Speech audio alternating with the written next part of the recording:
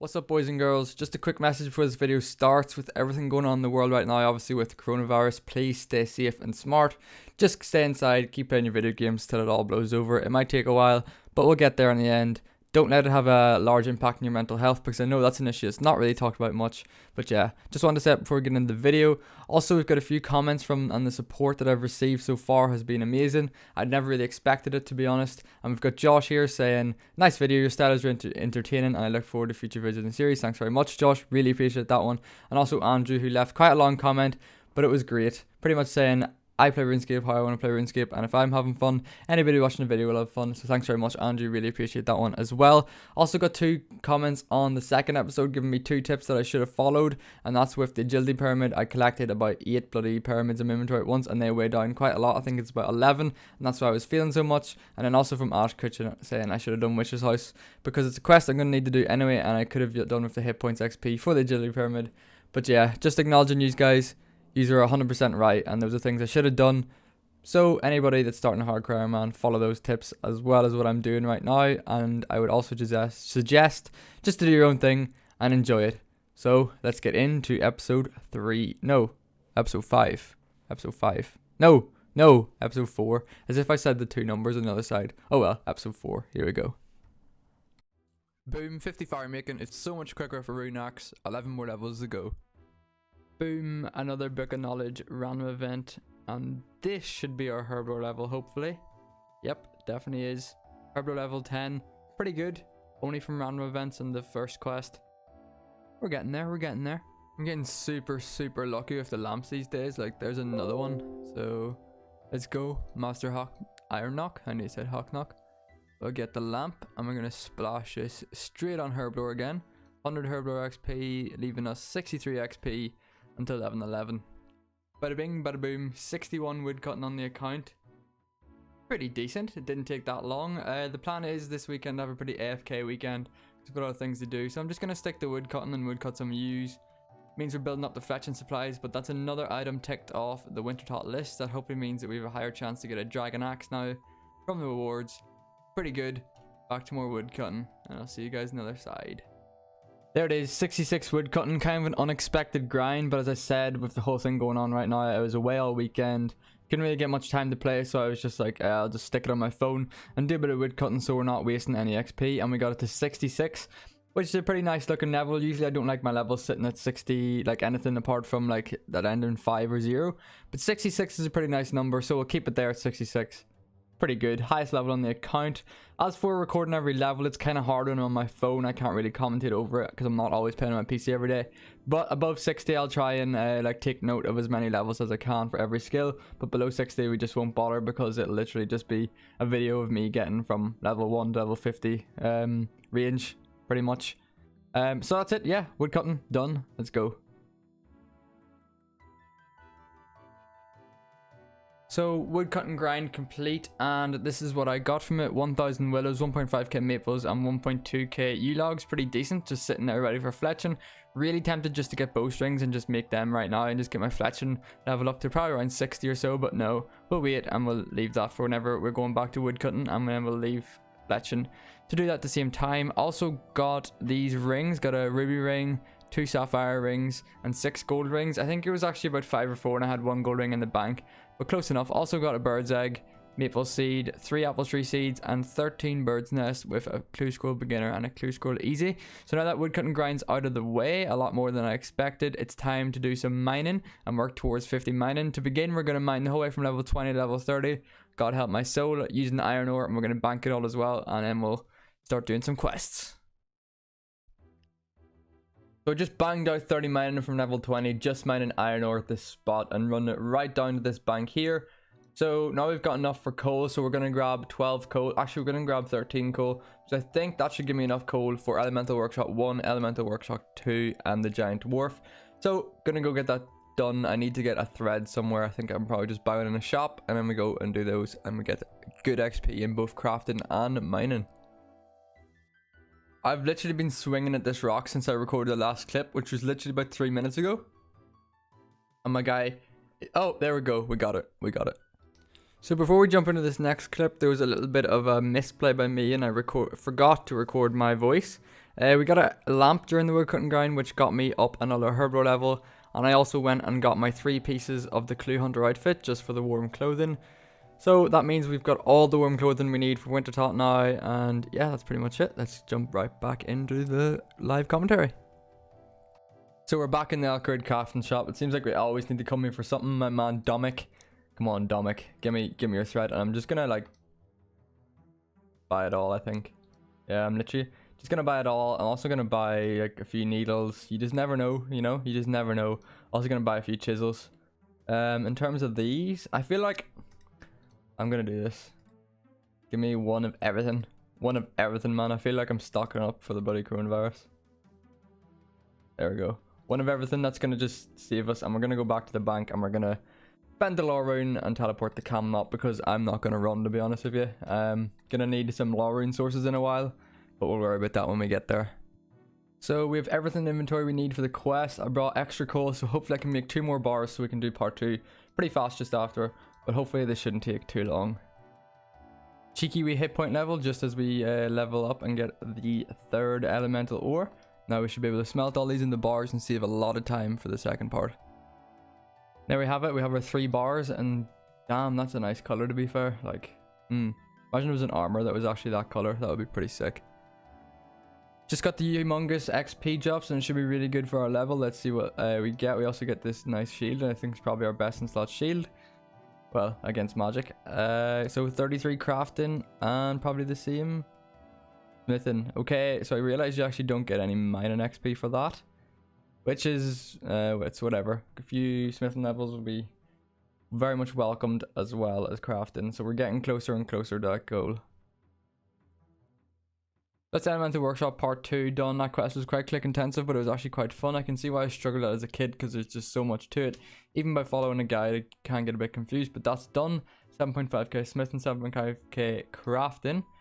And that should elevate our levels to 36 each by the looks of things. 37 crafting. Getting closer and closer, and on to the next quest. Murder mystery done. 2k coins, 3 quest points, and some more crafting XP. Does that advance us in a level? No, it doesn't, but we must be pretty close. Well, another 1.4k. The quest XP isn't really great anymore. It's not really going to get me much levels, but I'm going to see what other quests I can do here. Hopefully to help boost it a wee bit more, because I really don't want to go to crafting just yet. So I believe I have everything in inventory right now to complete the giant dwarf, as long as we cook this berry pie.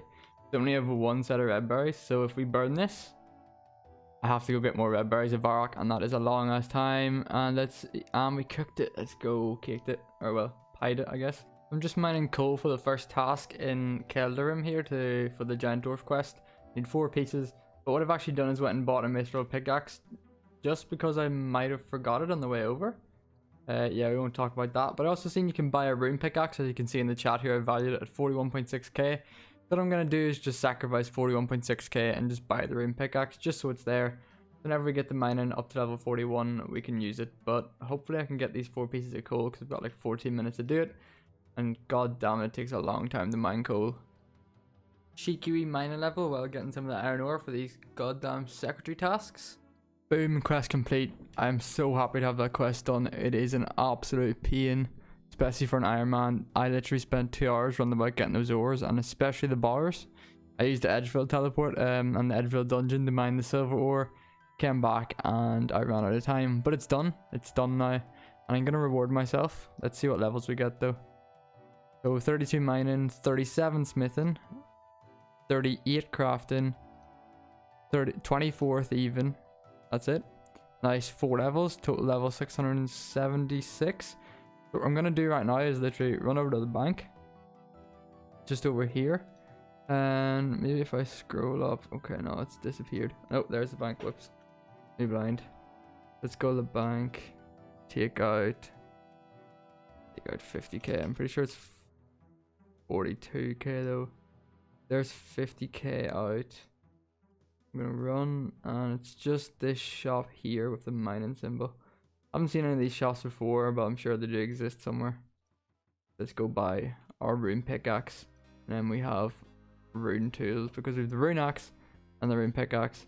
We'll be looking pretty goddamn good in the bank together until we get the dragon ones, which might or might not ever happen.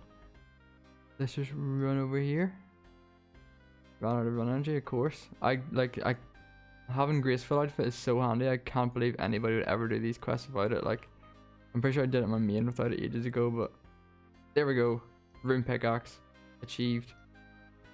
We can wield it, but we can't use it yet. We need 41 mining. But yeah, it's looking good. It's looking real good. So after that absolutely awful quest grind, I've decided I'm just going to grind my way up now. And we're going to go back to the Ironman trading method for crafting, which is by using the buckets of sand and soda ash to create glass.